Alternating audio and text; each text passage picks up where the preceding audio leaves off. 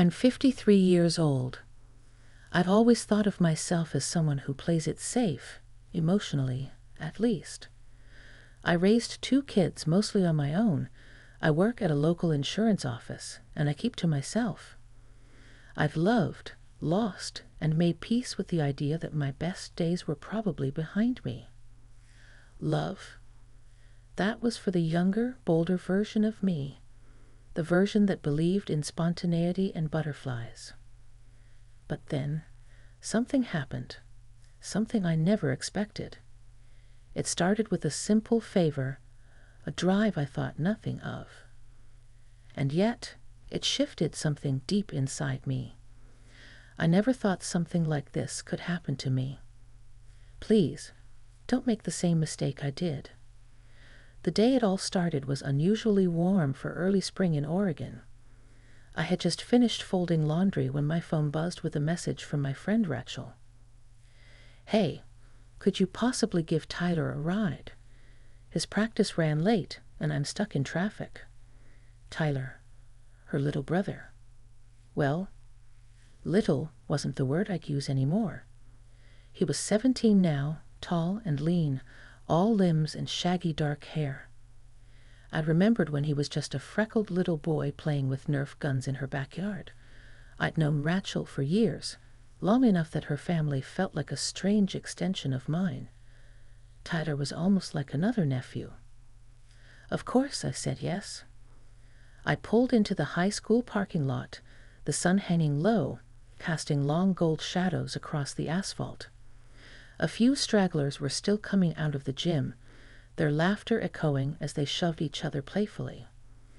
Then I saw him, Tyler, walking toward me in his sweat-soaked t-shirt and track pants, a duffel bag slung over one shoulder.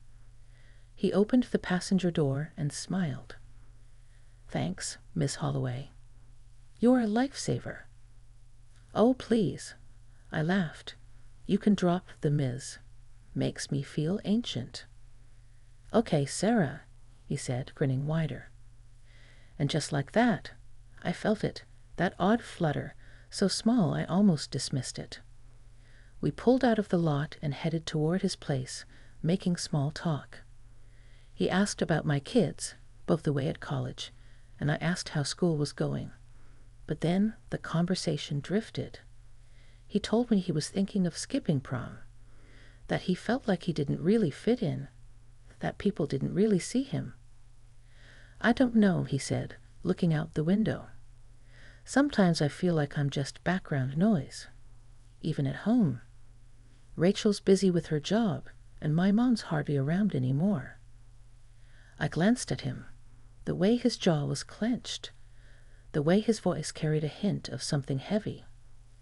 "You're not background noise," I said softly. "You're still finding your voice. It takes time." He turned to me, and our eyes met for a moment too long. Then he looked away. We drove in silence for a while, the air growing thicker somehow, like something unsaid was filling the space between us. When we pulled into Rachel's driveway, he didn't get out right away.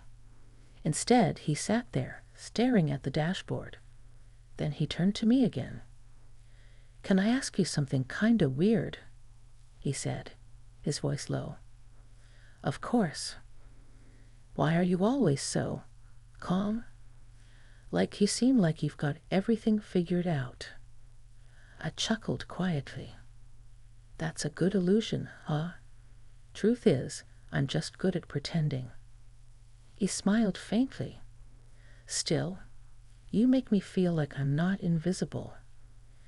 There it was again, that strange tug in my chest, a mix of affection and something I couldn't quite name yet, something I wasn't sure I was ready to feel.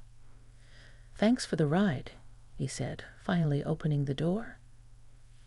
"You're welcome, Tyler." He hesitated, then added, "Can we do it again sometime? Just talk." I nodded. "Sure."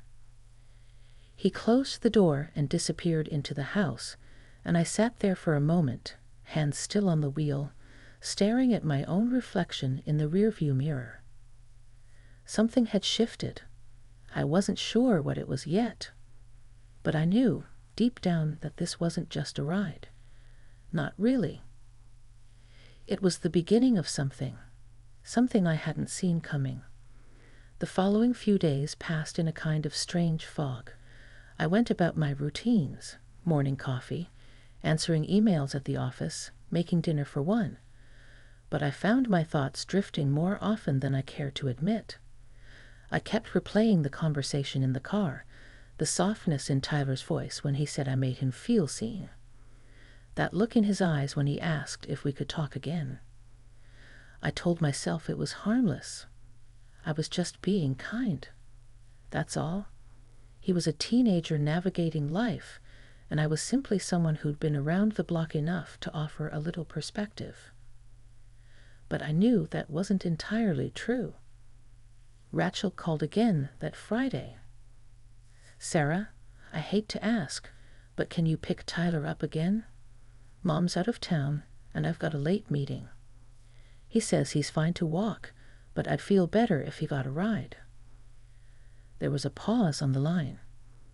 Then she added with a little laugh, "He actually asked if you'd be the one to get him. Said he liked talking to you." My heart did something odd in my chest. A twist, almost like guilt, and anticipation wrapped together. "I don't mind," I said, trying to keep my voice light. That afternoon, I found myself waiting in the same spot as before.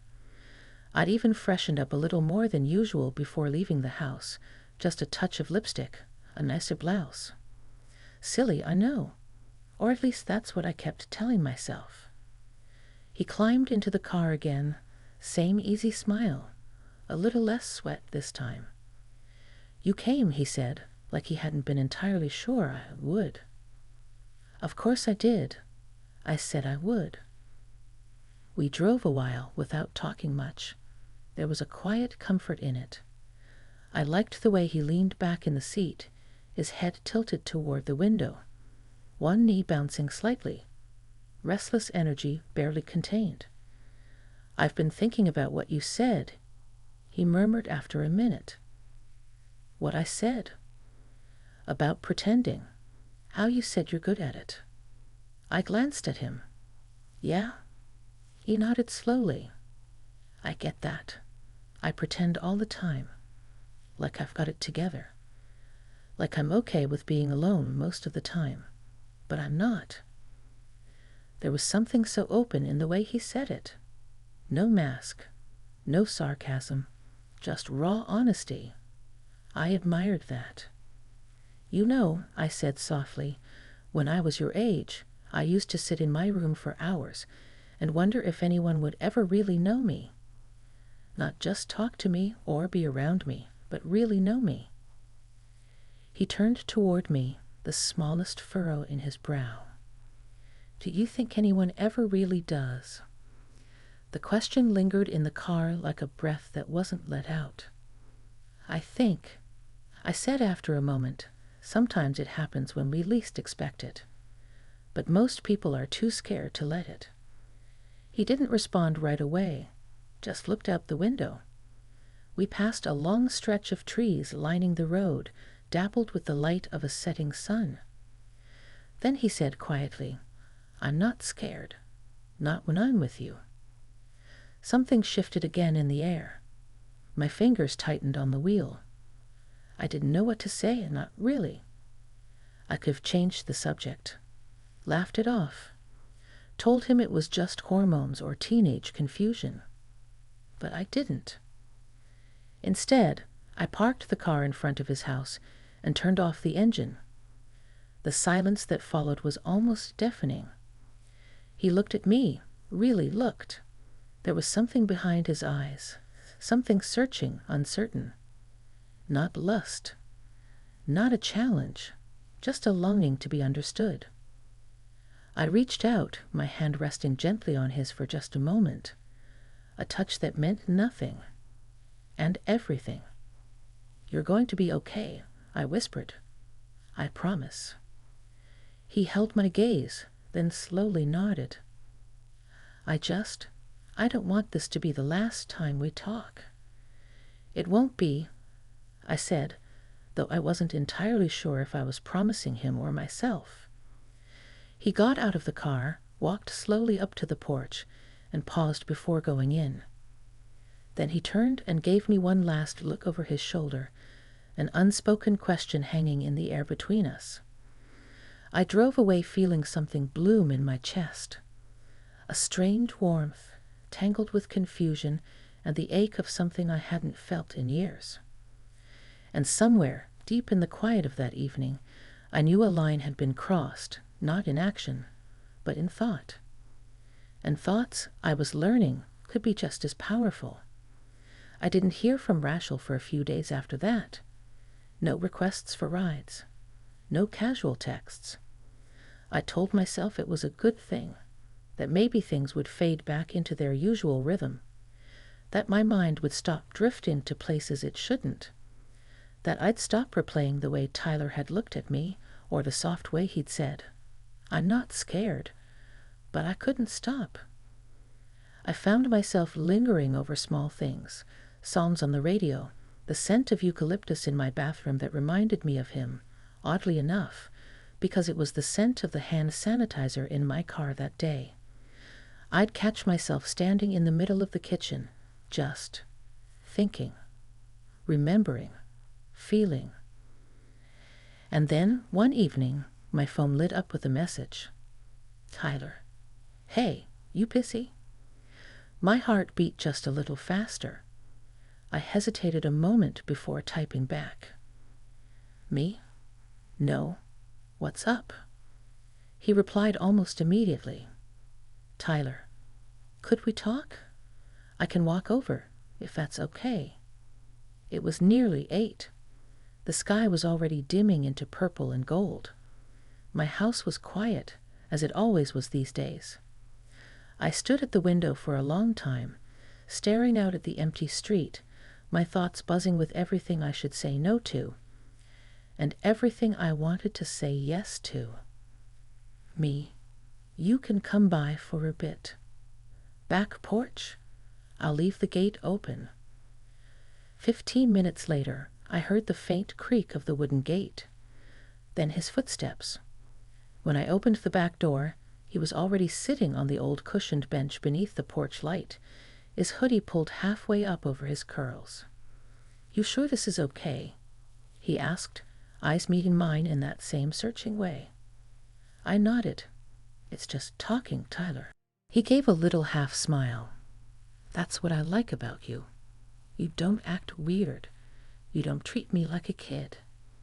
"You're not a kid," I said, lowering myself into the chair across from him. "But you're not grown either. And that space in between, it can feel like nobody understands it." He looked at me for a long while, then said, "I'm tired of pretending, of acting like I don't feel things I'm not supposed to feel." The words hit harder than I expected, not because they were inappropriate, but because they were honest, raw. And I knew that place. I'd lived there once. "I know the feeling," I said carefully. "But sometimes we feel something and misread what it means. It doesn't make it wrong. But it doesn't always mean we should act on it either." He didn't look away. "What if it's not a mistake?" The air between us thickened. I could feel the porch light humming above us, the faint chirp of night insects, the creak of the old wood beneath my feet. The world around us continued, unaware of the shift unfolding in the small space between two people from two very different points in life. "I'm not trying to confuse you," I said, keeping my voice gentle. "And I don't want to hurt you, Tyler." "You haven't," he said. "Actually, you've made me feel like I matter. Like someone actually sees me." The ache in his voice undid me, because I'd felt the same. Different reasons, same feeling. Like I'd been invisible for too long, tucked away into a version of myself that had stopped asking for more. I reached out, brushing a leaf off his shoulder, letting my hand linger for just a breath too long. "You do matter.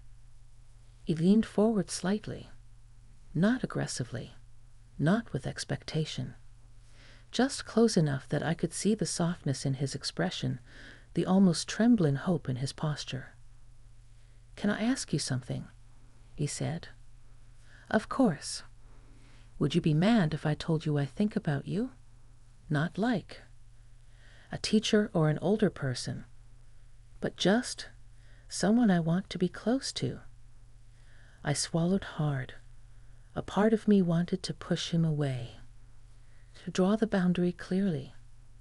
But another part, the part I hadn't felt alive in for years, wanted to lean into the moment, to let it be what it was, with all its quiet complexity. "No," I said quietly. "I wouldn't be mad, but I'd want you to know this isn't simple, and it's not something either of us should rush into." He nodded, eyes never leaving mine. "I'm not in a hurry. I just wanted you to know how I feel." For a long time, we just sat there in silence, the space between us filled with unspoken thoughts, unched feelings, and a strange, deep comfort. When he finally stood to leave, he paused at the gate. "Thanks for letting me come by." "Anytime, Tyler." As I watched him disappear down the sidewalk, I felt something unexpected swell in my chest, something that felt both terrifying and profoundly tender. Not desire, not infatuation. Connection. Something real. Something I hadn't allowed myself to feel in years. And that surprised me more than anything. The days that followed were quiet, but not the kind of quiet I was used to. This quiet had an energy to it. A tension under the surface, like the air before a summer storm. Everything looked the same on the outside. Same neighborhood, same grocery runs, same lonely evenings. But I felt different. And I knew Tyler did too. We hadn't spoken since that night on the porch. Not because anything went wrong. If anything, it was the opposite. The intensity of that night lingered in my chest like a faint hum I couldn't shake. I think we both needed space. To think, to breathe, to figure out what this connection really meant. Then one Saturday afternoon, I saw his name flash on my phone again. "Tyler, are you home? I've been thinking, and I'd like to talk." My heart skipped in a way that startled me. I paused, staring at the message, then replied, "Me? Yes. Come by if you're ready." I put the kettle on, lit a candle on the table, out of habit more than anything. I wasn't dressing up. I wasn't expecting anything. I just wanted to be present, honest. Whatever happened next, it needed to be grounded in truth. When the doorbell rang, I opened it to find him standing there, dressed in jeans and a navy hoodie, hair still damp from a shower. He looked older, somehow, not in age, but in presence. In his eyes. "Hi," I said softly. "Hi," he echoed, his voice low. I stepped aside, and he walked in. We settled at the kitchen table, the late afternoon light casting golden rays across the floor. I poured us tea. For a few moments, we just sat in silence. Then he spoke. "I've been thinking a lot. About that night. About what I said." I nodded. "Me too." He looked down at his hands, then back up at me. "I wasn't just caught up in something. I meant it. I care about you. I know it's complicated, and I know how this might look to other people, but that doesn't make it less real." His honesty caught me off guard again, just like it always did. No games. No pretense. "I know you do," I said gently. "And I care about you too, Tyler. But caring about someone doesn't always mean stepping into something. Sometimes it means protecting what's good between you." He was quiet for a long time. I could see the thoughts turning behind his eyes, the tug-of-war between wanting more and understanding what it might cost. "I don't want to make your life harder," he said finally. "I just wanted you to know how I feel, even if nothing ever comes from it." "That's brave," I told him. "And it means more than you know." I reached across the table and held his hand. This time there was no hesitation. It was warm, steady, comforting. A touch not of romance, but of respect, of deep mutual understanding. "I've spent so much of my life pushing things away," I said. "Out of fear, out of habit. But you reminded me what it feels like to connect, to be seen. And that's a gift I'll never forget."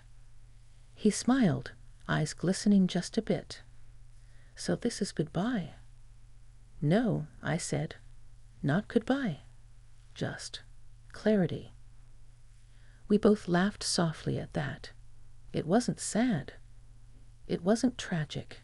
It was just real. He stayed for another hour. We talked about his college plans, about music, about life. It felt easy, natural, like two souls simply recognizing something true in one another. When he finally stood to leave, he hugged me, not with confusion or hesitation, but with warmth, with gratitude, and I held him back, my heart full in a way I hadn't felt in years. As the door closed behind him and I stood there alone, I didn't feel empty. I felt whole. Sometimes the most meaningful connections don't end in romance. Sometimes they awaken something deeper, something that reminds us of who we are, what we've been missing, and what we're still capable of feeling. And in that quiet kitchen, I smiled to myself, because I wasn't invisible anymore, and neither was he.